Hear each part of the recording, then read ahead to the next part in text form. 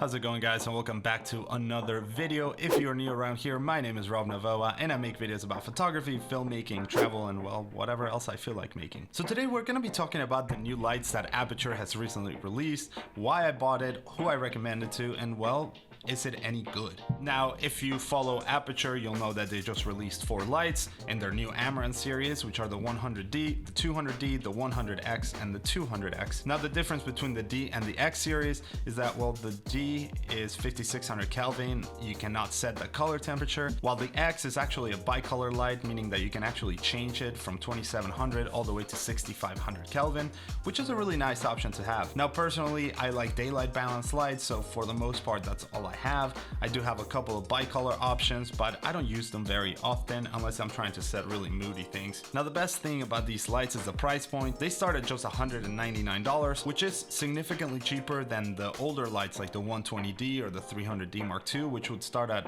$750 plus. Also, keep in mind that once you buy those lights, you're gonna need an additional light dome or softbox or something to really diffuse the light, which is gonna cost you, depending on what you buy, anywhere between $50 and $200 plus. So it's an additional cost there. So really, you can't really get this light for $200 unless you already have some other diffusers. You're gonna have to spend a little bit more on those. So let's say you're staying under $350 for a really good light. That's an incredible price point to start out, especially if you're still shooting in a bedroom or a small studio, or really just smaller scale stuff and you just don't have the budget for lights that are way more expensive. Now, other than the price, there's some other really nice things about this light. The control panel is built into the back, so you don't really have to have an additional brick like the older lights have. For example, the original 120D has this gigantic brick that I have to carry around every time I want to use that light. Now, there are some benefits to the brick. For example, this one, you can actually put a V-mount battery, so it does not necessarily need wall power like the new ones do.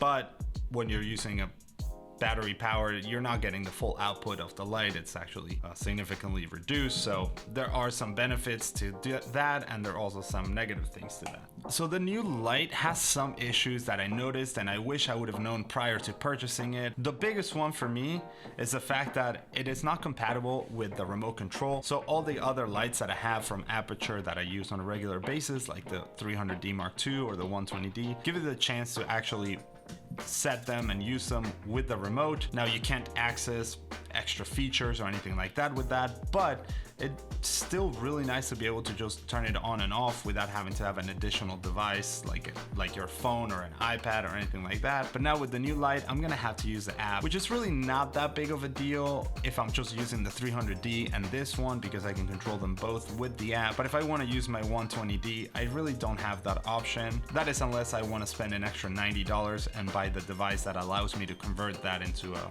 wireless light like that. But it's just an additional expense, and at that point, is it worth spending an extra $90 on a device that's going to allow me to use a 3-year-old light the way that I use these? Or do I just spend another $100 on top of that and buy another Amaran 100D? That might be the move.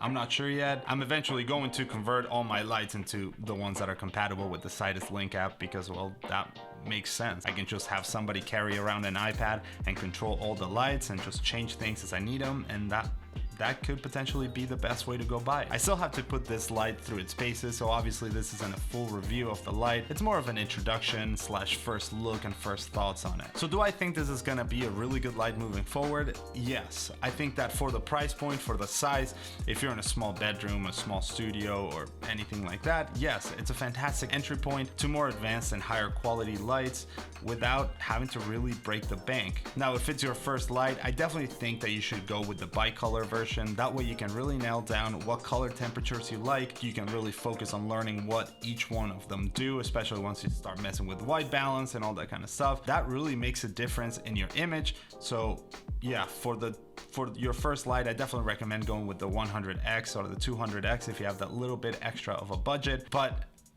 these are insane. The entry-level lights have needed something like this. Now, there's plenty of lights out there that can do similar things, like Godox makes great lights, but I personally prefer Aputure, and the fact that they just released a light like this just blows my mind and makes me extremely excited for the future and to see what other lights they're coming out with. Now, quick disclaimer, I know that today is Thursday the 21st, and they're actually releasing 60X and the 60D, which I'm really excited about.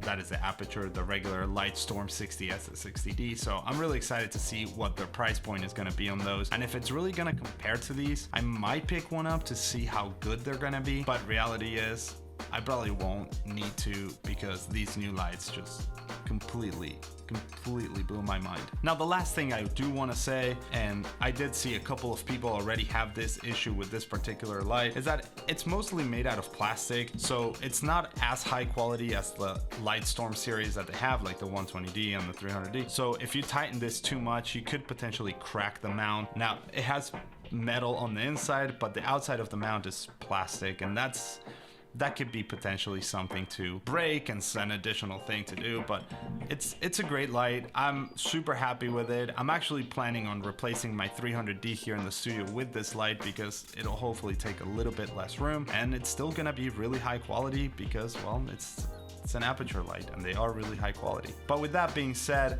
just keep an eye out for the full review of this light. I will do one once I get more familiar with it and once I put some more time and effort working with the light, rather than just, getting it and talking to you about it. With that being said, I hope you guys enjoyed this video. If you did, give it a thumbs up, subscribe, and I will see you guys on the next video.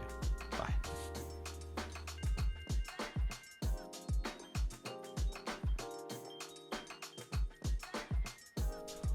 Also, yes, don't be confused. I have blonde hair. It was a weird week last week. Okay, I'll see you guys again soon.